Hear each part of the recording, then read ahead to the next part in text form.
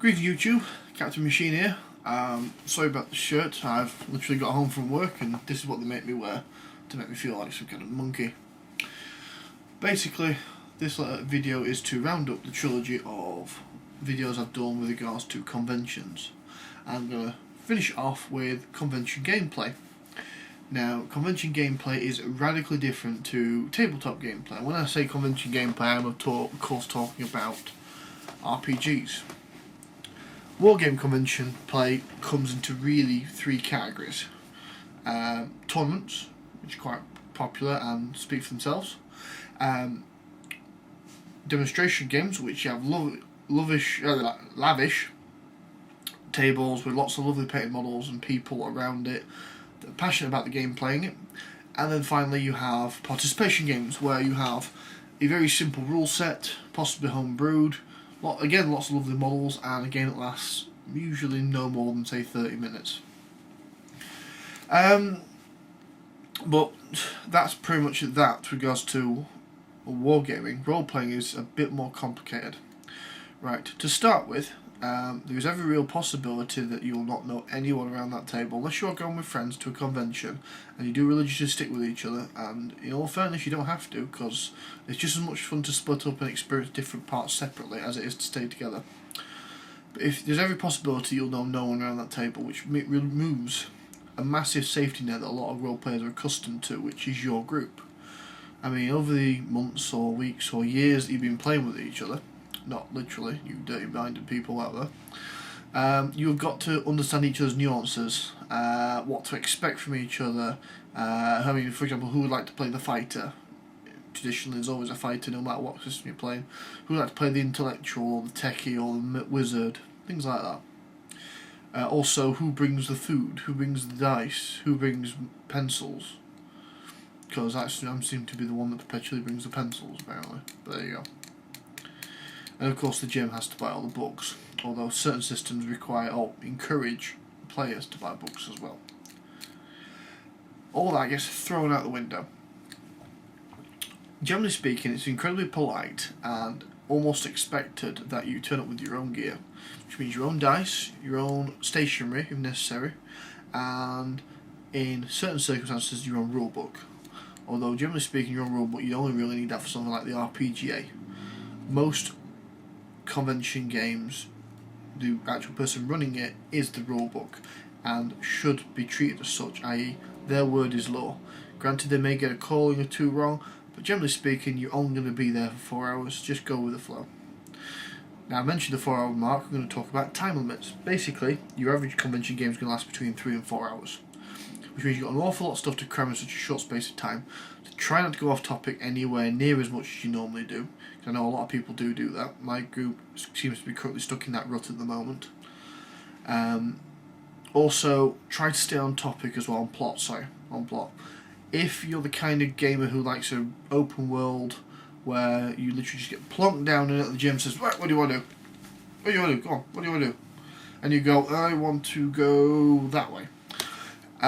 Or you want a GM that's going to have about 10 different plots already set up with 10 different hooks that you can sink your teeth into.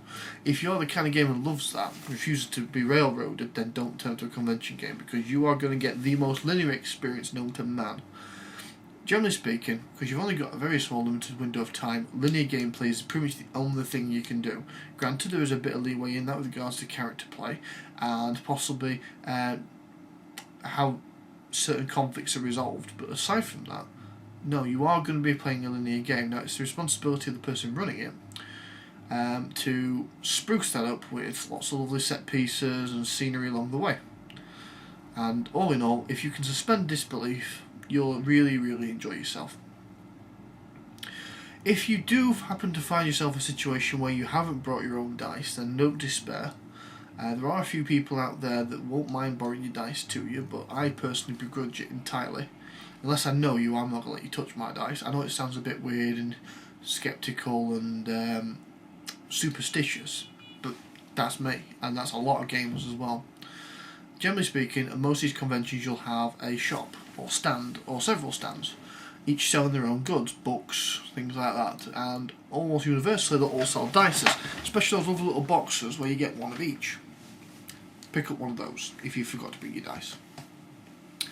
Stationery, not much an issue. I mean, if you forget to bring your pencils, for some reason, are quite hard to find in a role-playing convention. If you've got to bring your own, buying them is a bit of a ball ache. Some convention organisers just literally have 2 or 3 boxes of them sat at the reception desk just in case, but don't expect it. It's always a good idea to make sure you bring your own pencils and rubbers and things like that. Pens, only if you want to take your own notes. As to actual gameplay itself, generally speaking, because you're only playing 4 hours and there is no campaign progression whatsoever, there is a very real possibility that the GM sat behind that screen has written a killer scenario, i.e. something that's designed to either kill some or all of the party. This is especially common in Call of Cthulhu, which encourages it, I believe. Not a problem, mind you, it's always fun to be the one that goes utterly insane in the game. Or die, or both.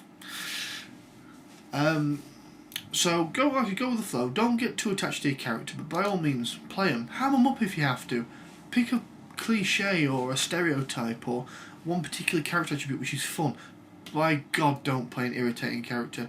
If you're the kind of person that thinks that, I don't know, being horribly violent towards everybody you see is a character trait that's quite fun and interesting, don't do it, because the GM's just going to not like you for it, because every time he brings an NPC in that wants to talk to you, or you're supposed to talk to, if you bully it and hit it and smack it and all the rest of it, and your GM doesn't appreciate that, then don't do it. But generally speaking, don't do the things that normally would cause people to give you funny looks in your own table. Like I say, people don't know each other, and the tolerance levels are a bit lower than what you normally expect. All in all, convention gaming is huge fun. It's a very short experience, but it comes with a lot of memories, a lot of good times, and very few bad ones in my honest opinion. Go with an open mind and you'll enjoy yourself. For those who are running it, make sure you have play tested your games at least twice to iron out any bugs, also to work out roughly the timing of it. Like I say, 3 to 4 hours generally speaking your slot. If you've written a game and on average it takes 5 hours for a group of 4 people who've never seen it before to complete it, it's too long and you need to snip bits out. The best place to start is with fights. Granted, people like to have fights in role plays. That's part of the fun, especially when you're playing D&D or Warhammer. But by all means, don't have like lots and lots and lots of them. Have 2, 3, that's it. In fact, if you have more than 3 fights in a game like that, I would say you've got too many. Too many. Right, well, with that, I'm going to sign off. I'm going to upload this because it has been a while since my last bunch of videos. And keep your eyes peeled because I'll also be putting a preview video up, which it won't be spectacularly dramatic because I don't have to do that, telling you what's coming next, or what will be coming next, not immediately but so far. Oh, also for those out there, I'll be going to Triples this weekend on the Saturday, which will be in Sheffield. If you happen to be there, say hi. I very much doubt I'll bump into anyone I don't already know that's seen this, but if you do recognise me and you do see it, then by all means just say hi, I don't mind. I'll be bringing the camera with me, I'll be taking lots of pictures and videos and all that, and I'll be posting them up on YouTube for you to enjoy. Okay then, bye bye.